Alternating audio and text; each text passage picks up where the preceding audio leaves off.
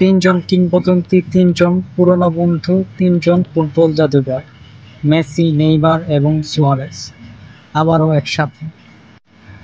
এবছর ইন্টার মায়ামির হয়ে মাঠে নামছে এই মহাতারকারা। এটা কি শুধুই মার্কেটিং, নাকি আবারও দেখা যাবে সেই বার্সার পুরনো জাতি? 2014 থেকে 2017 এরা ইউরোপের প্রতিটি ডিফেন্স লাইনকে গুঁড়িয়ে দিয়েছিল।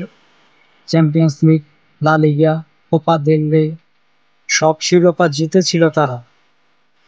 আবারও আজ MLS এ তারা নতুন ইতিহাস তৈরি করেছে। ইন্টার মায়ামি এখন শুধু একটা ক্লাব নয়, এক রূপকথার নাম। ডেভিড বেকহামের এই দলটি বিশ্বের নজর কেড়ে নিয়েছে, কারণ আবারও এরা একসাথে খেলতে যাচ্ছে।